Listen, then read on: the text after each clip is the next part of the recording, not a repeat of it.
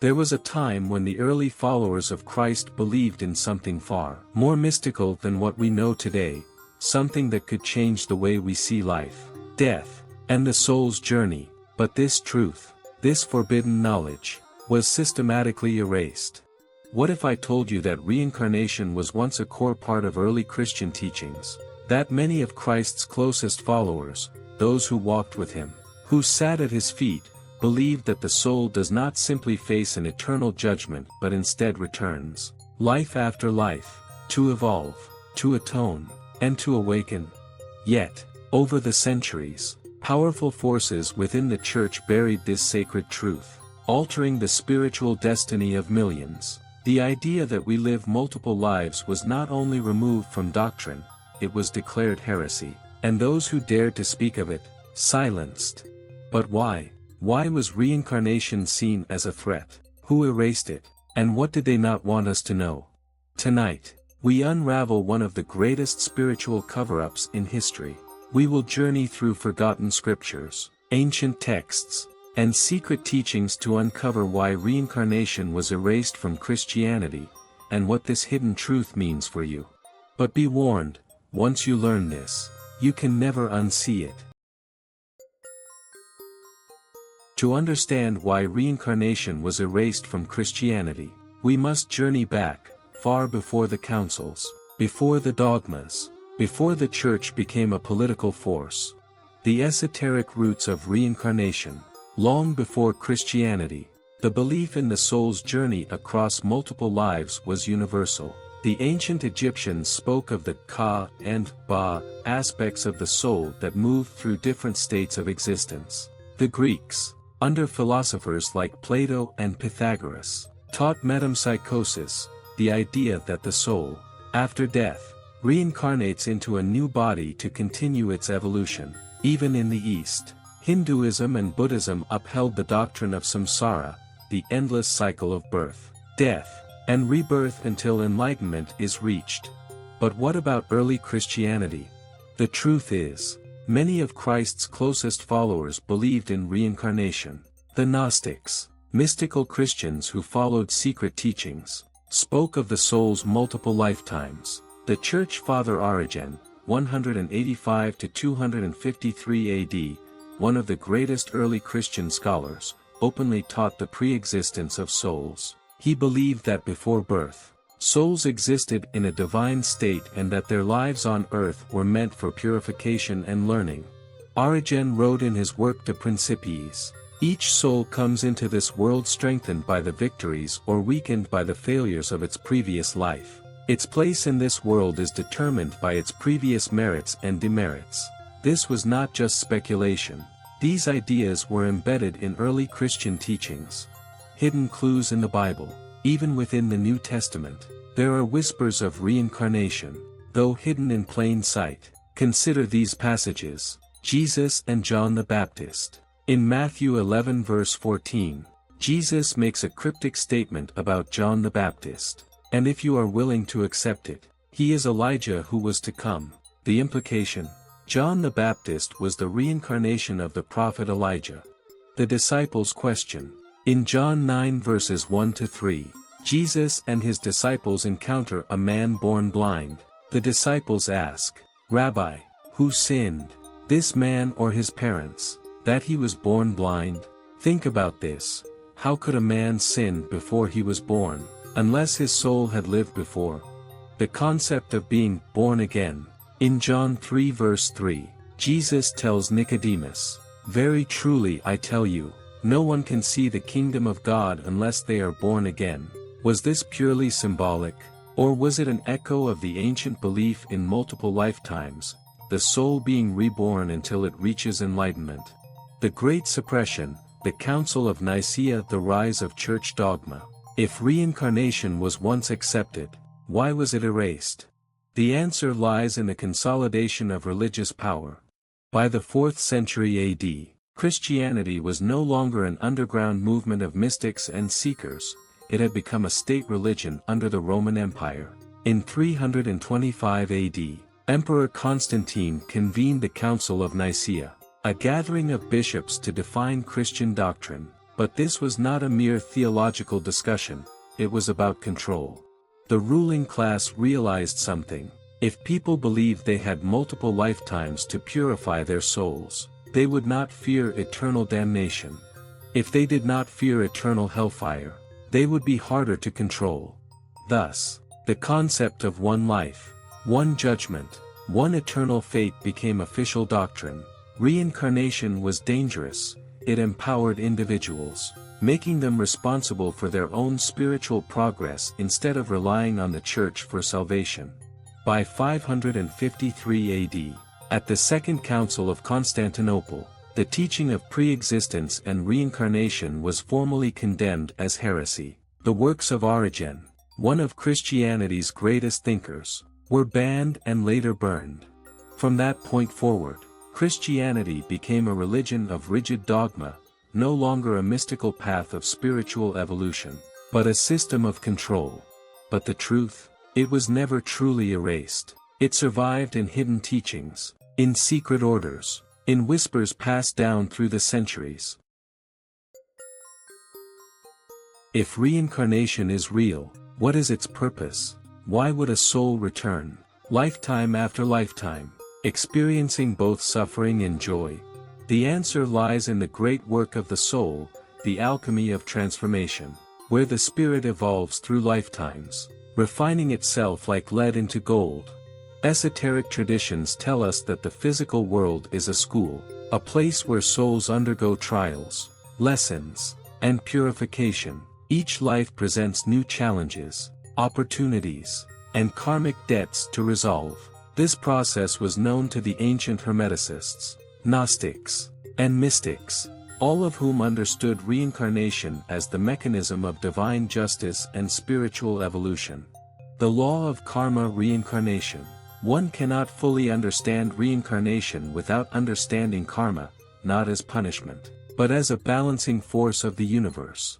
Every action, every thought, every intention creates a ripple in the cosmic fabric. What we sow, we must reap, but not always in the same lifetime.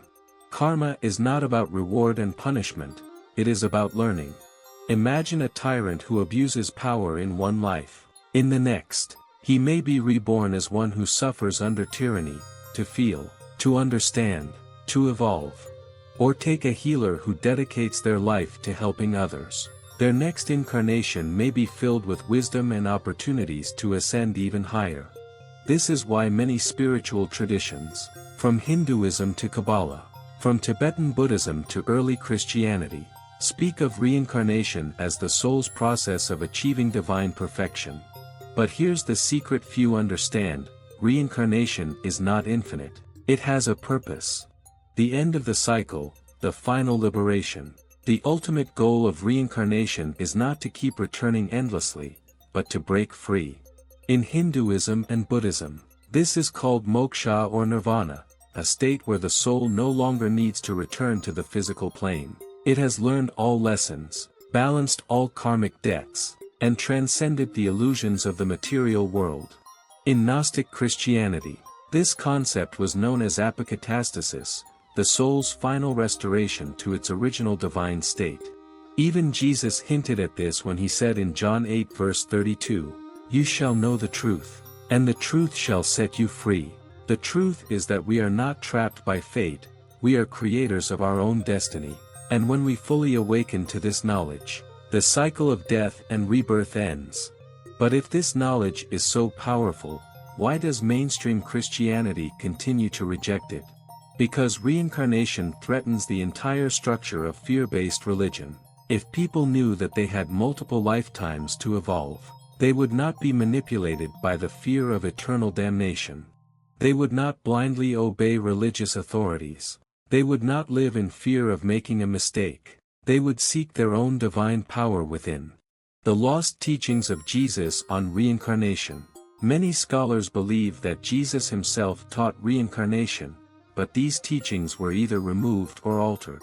One of the most compelling pieces of evidence is the Gospel of Thomas, a mystical text discovered in 1945, which contains sayings of Jesus not found in the Bible. In it, Jesus says, If the flesh came into being because of the spirit, it is a wonder, but if the spirit came into being because of the body, it is a wonder of wonders. I am amazed at how this great wealth has made its home in this poverty. This suggests that our souls existed before our bodies, and will continue to exist after. Some even believe Jesus hinted at past lives when he asked his disciples, "Who do people say that I am?" And they answered, "Some say John the Baptist, others say Elijah, and still others, one of the prophets." Mark 8 verses 27 to 28. Why would people believe Jesus could be a reincarnation of past prophets, unless this was already an accepted idea?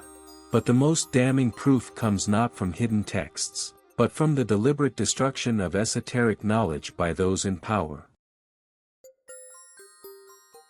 If reincarnation was once part of early Christian teachings, why was it erased? Who had the most to gain from suppressing this sacred knowledge? The answer leads us into the shadowy corridors of political power, religious control, and the rewriting of spiritual history. The council that changed everything, 553 AD. One of the most pivotal moments in the erasure of reincarnation from Christianity occurred in the Fifth Ecumenical Council of Constantinople in 553 AD, under the reign of Emperor Justinian I.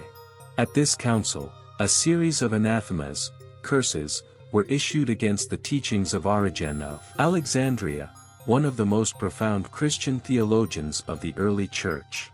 But why?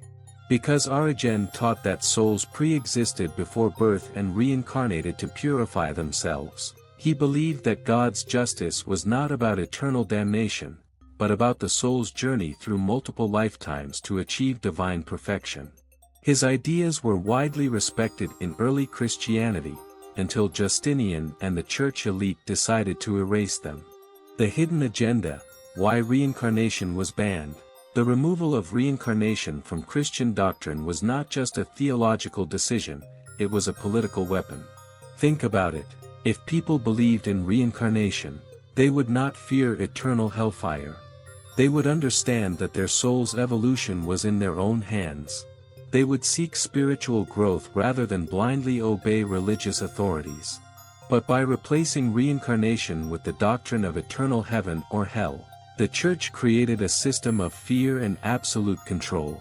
If salvation was only possible in one lifetime, then the church became the ultimate gatekeeper of the afterlife. They alone had the power to save or condemn souls. This led to the rise of indulgences, people paying money to have their sins forgiven. Confession penance, the belief that only priests could absolve wrongdoing. Blind obedience, the idea that questioning church authority could result in eternal damnation. Reincarnation, with its emphasis on personal spiritual responsibility, was a threat to the empire's control. The Gnostic rebellion, keepers of the hidden truth. But not all Christians accepted the suppression of reincarnation. The Gnostics, an early mystical Christian sect, held on to these lost teachings. They believed the physical world was a prison, and souls reincarnated to break free.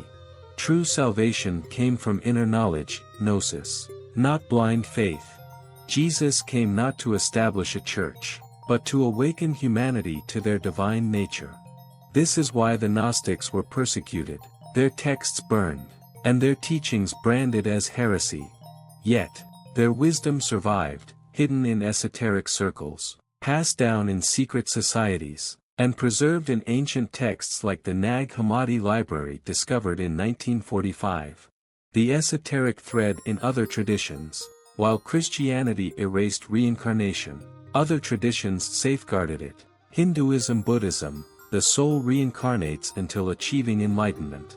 Kabbalistic Judaism, the concept of Gilgul, the soul's return, describes multiple lifetimes for spiritual refinement. Sufi Islam, some Sufi mystics speak of the soul's journey through many incarnations to unite with the divine. Even secret groups within Christianity, like the Cathars, the Rosicrucians, and later Theosophists, carried the torch of these lost teachings. But the ultimate proof of reincarnation is not found in ancient texts alone, it is found within you. Now that we have uncovered the hidden history of reincarnation in Christianity, the next question is, what does this mean for you? If reincarnation is real, then your soul has lived many lifetimes before this one. You have carried knowledge, wisdom, and even unresolved karma across these incarnations. But how can you remember these past lives? And more importantly, how can you use this knowledge to transform your present reality? Let's explore the ancient esoteric practices that can help you unlock your soul's forgotten journey. Step 1. Recognizing the signs of past lives. Your past incarnations are not lost, they are written within your soul, buried in your subconscious. Here are some signs that point to memories from previous lifetimes. Déjà vu. Have you ever visited a place and felt an overwhelming sense of familiarity, even though you've never been there before? This could be a past life memory surfacing. Unexplainable fears or phobias. Some irrational fears, such as fear of water, fire, or heights, may not come from this life, but rather a traumatic event from a past incarnation. Instant connections with people. Have you ever met someone and felt an immediate bond, as if you've known them forever? This could be a sign that you have shared past lives together. Natural talent skills. Do you have a gift for music, languages, or art without formal training? This could be a skill carried over from another life. Recurring dreams, visions. If you keep dreaming about a specific place, time period, or event, it might be a past life experience trying to resurface. Step 2. Accessing past life memories through ancient techniques. There are powerful esoteric methods that can help you unlock your past lives and gain insight into your soul's journey. Past life meditation, the gateway to the subconscious. Meditation is one of the most ancient and direct ways to access past life memories. Here's a simple method to begin. 1. Find a quiet place where you won't be disturbed. 2. Close your eyes and take deep breaths, allowing your body to relax. 3.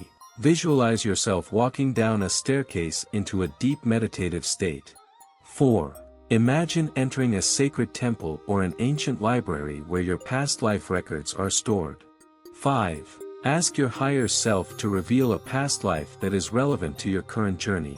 6. Be open to any images, emotions, or sensations that arise. The key is to trust your intuition, even if what you see doesn't seem logical at first. Mirror gazing, the ancient technique of reflection, used by Egyptian priests and Greek oracles. Mirror gazing, also called scrying, is a powerful method to access past life visions. Sit in a dimly lit room with a candle in front of a mirror. Gaze into your reflection without blinking too much. After a few minutes, your face may begin to shift, morph, or reveal different images. This can be a glimpse of your past incarnations manifesting through the subconscious mind. Dream incubation, receiving past life messages while you sleep. Ancient mystery schools believed that dreams were a bridge between the conscious and subconscious. Before sleeping, write down your intention to receive a past life memory. For example, tonight, I ask my higher self to reveal a past life that will help me on my current path.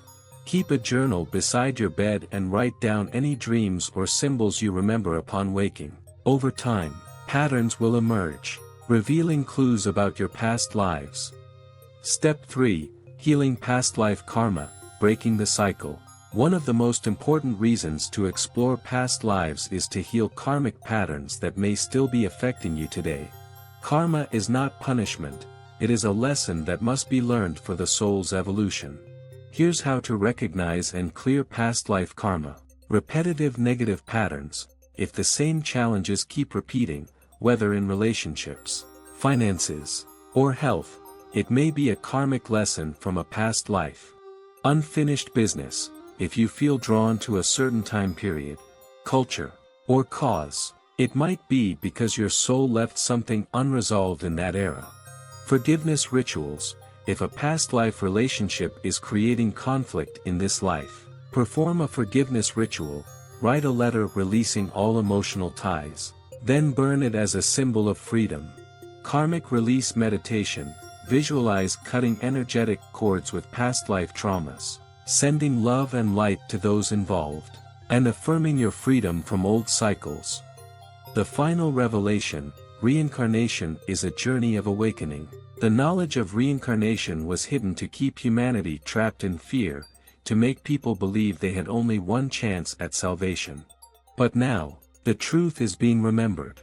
Reincarnation is not just about remembering who you were, it is about realizing who you are becoming. You are not bound by past mistakes, nor by the illusions of a single lifetime. Your soul is eternal. Your growth is limitless. Your destiny is in your hands. So the real question is, what will you do with this knowledge? For centuries, the truth of reincarnation was hidden, erased from sacred texts, condemned by religious councils, and buried beneath dogma. But truth, no matter how deeply suppressed, always resurfaces. Now, in this era of awakening, more and more people are remembering. They are experiencing déjà vu, recalling past lives, and breaking free from the illusion that existence is a single, fleeting lifetime. This is not just history, it is your story. Every soul is on a journey of evolution, returning lifetime after lifetime to learn, grow, and ascend. If you have felt drawn to this knowledge, it is because your soul is ready to remember, ready to awaken. But here's the real secret. You are not just a seeker of truth. You are a bearer of truth. The question is no longer, is reincarnation real? The question is, what will you do with this wisdom? Will you continue living unconsciously, bound by old patterns and forgotten memories? Or will you embrace your soul's full journey, reclaim your lost knowledge, and step into the power of self-mastery?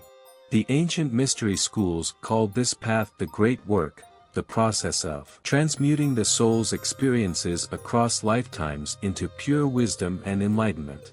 It begins now. It begins with you. The Great Awakening has begun. Are you ready?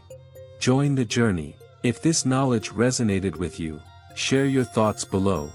Have you ever experienced past life memories or déjà vu? Do you feel drawn to a particular time period, place, or culture? What is your greatest lesson in this lifetime so far? Let's unlock the mysteries together. And if you wish to continue uncovering the hidden wisdom of the ancients, subscribe and join us on this path of awakening and transformation. This is only the beginning. Until next time, seek truth, embrace wisdom, and remember, you are an eternal soul.